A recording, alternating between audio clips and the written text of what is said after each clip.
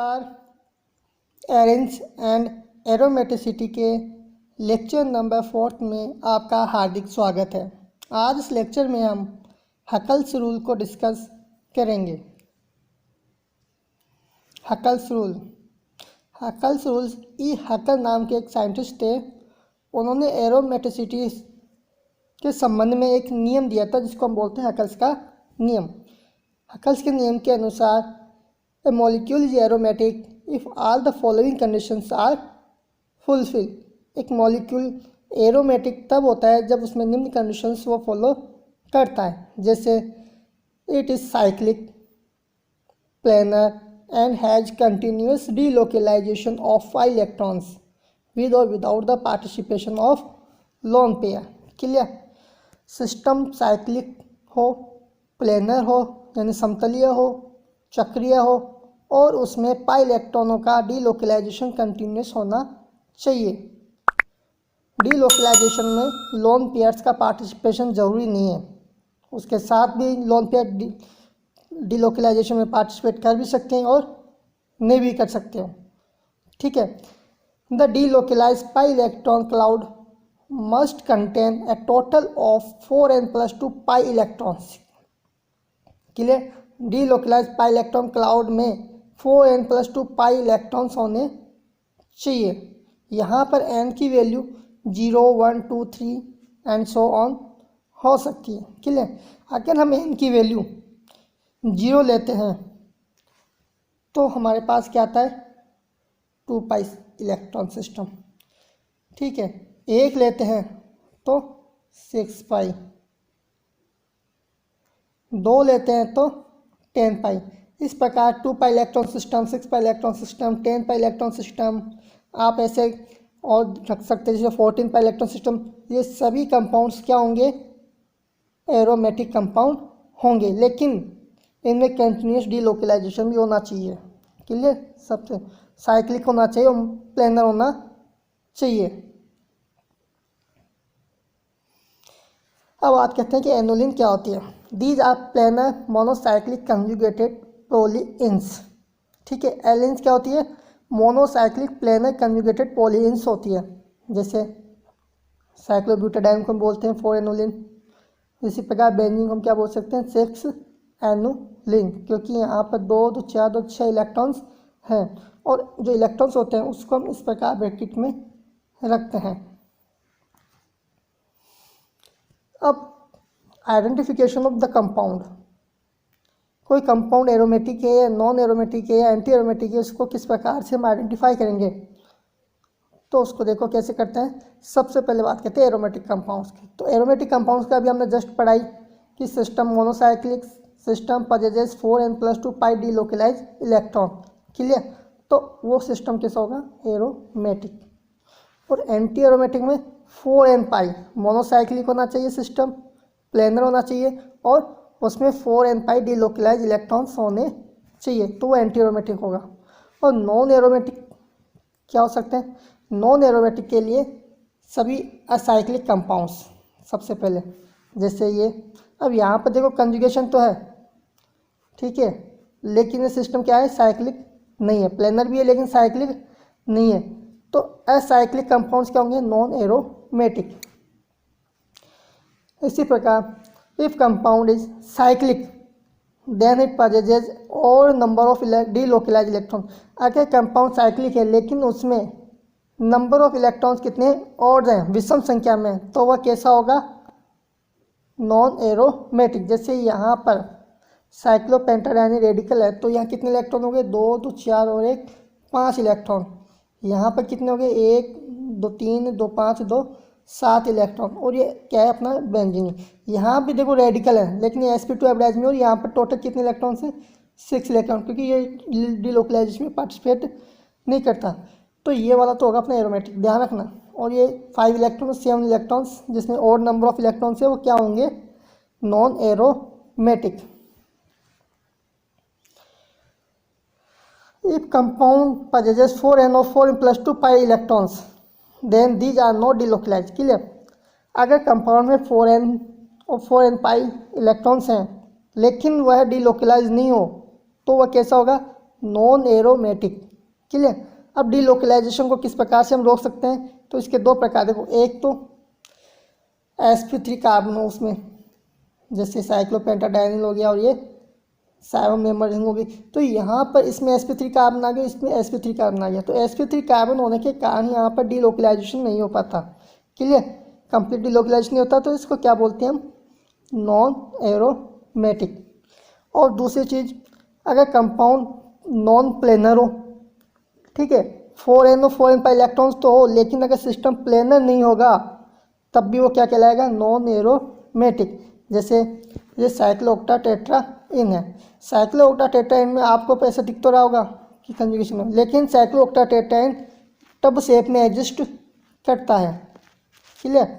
और tub shape में जब एग्जिस्ट करेगा तो ये कैसा होता है, नॉन प्लेनर होता है, तो ये कैसा होगा, नॉन एरोमेटिक। इसको 8 एनोलिनियम बोलते हैं। इसी प्रकार से और एग्जांपल हैं जो नॉन एरोमेटिक हैं, वो है 10 एनुलिन। 10 एनुलिन में आप देख सकते हो कि जो ये अंदर वाले दो हाइड्रोजन एटम्स हैं उनमें आपस में रिपल्सन के कारण ये आउट ऑफ द प्लेन चले जाते हैं, और जब आउट ऑफ द प्लेन चले जाएंगे तो ये सिस्टम कैसा हो जाएगा, नॉन प्लेनर। तो 10 एनुलिन भी क्या होगी अपनी, नॉन एरोमेटिक। इसी प्रकार पेंटालिन हो गया, हेप्टालिन हो गया, 12 एनुलिन। 12 एनुलिन में भी आप देखो ये 4 हाइड्रोजन एटम प्रेजेंट है, तो इनमें आपस में रिपल्सन के कारण ये सिस्टम कैसा हो जाता है, नॉन प्लेनर, क्योंकि आउट ऑफ द प्लेन चले जाएंगे रिपल्सन के कारण, तो सिस्टम नॉन प्लेनर हो जाता है। नॉन प्लेनर जब हो जाएगा तो सिस्टम कैसा हो जाएगा, नॉन एरोमेटिक।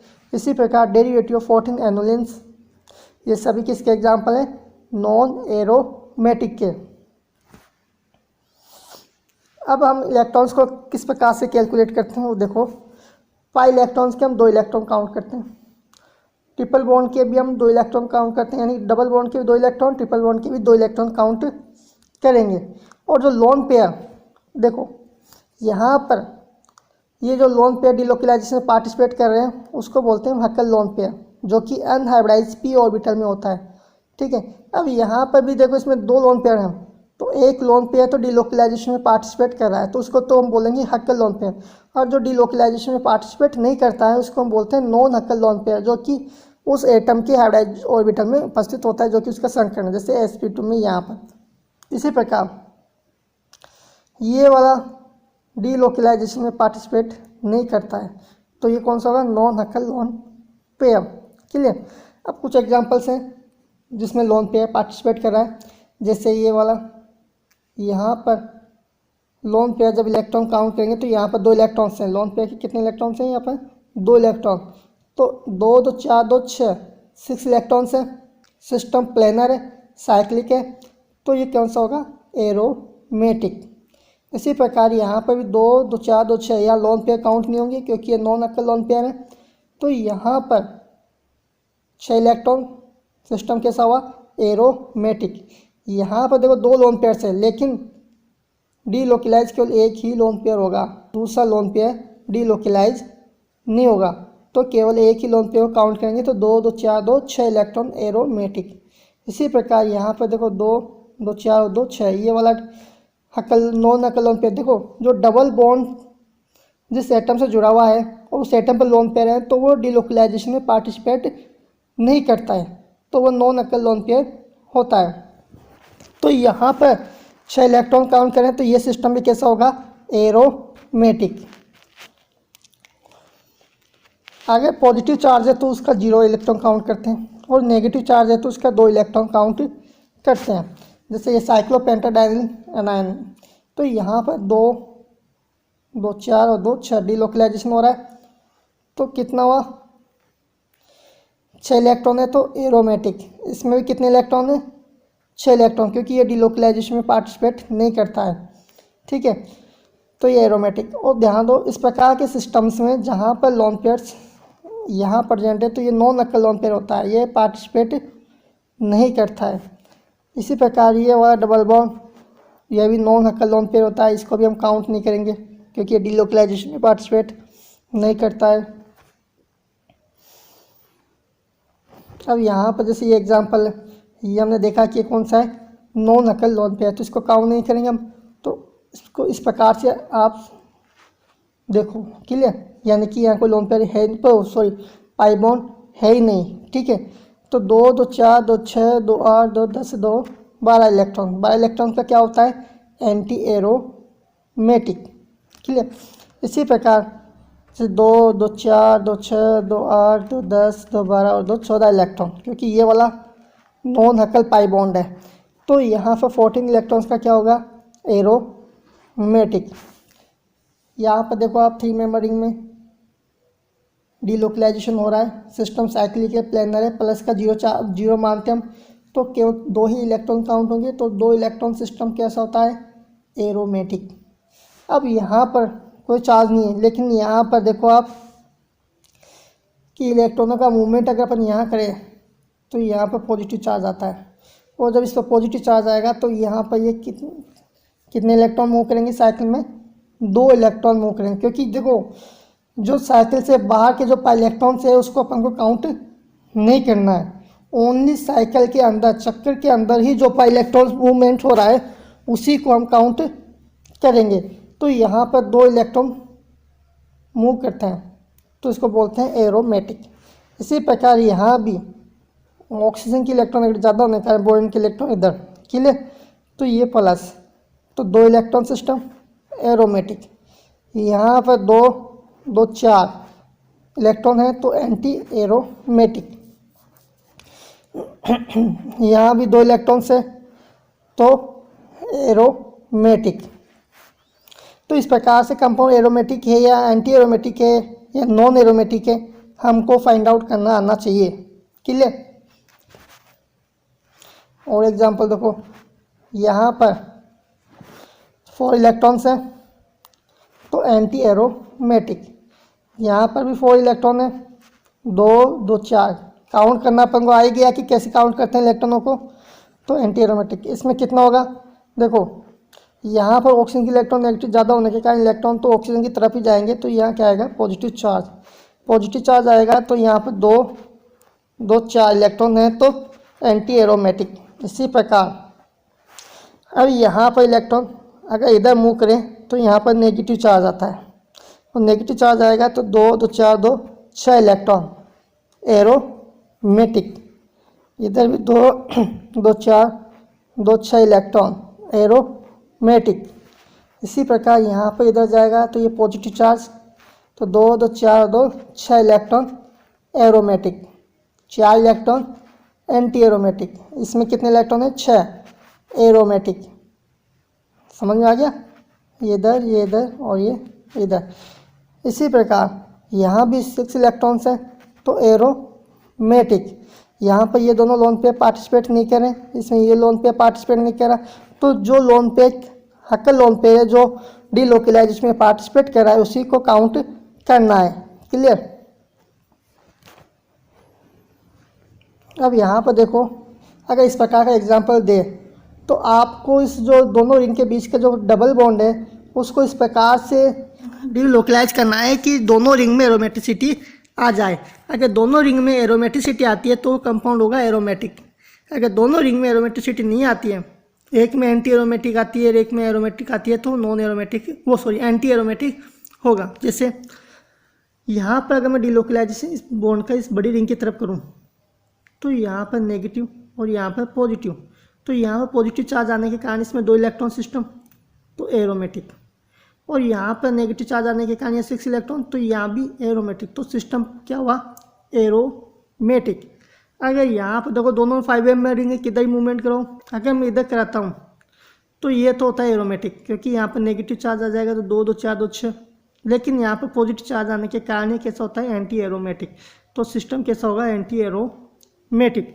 इसी प्रकार यहाँ पर देखो, इसमें डबल बॉन्ड से 2 साइनाइड ग्रुप जुड़े हुए हैं, साइनाइड का माइनस इफेक्ट ज़्यादा होने के कारण ये इलेक्ट्रॉन्स इधर जाएंगे, ठीक है।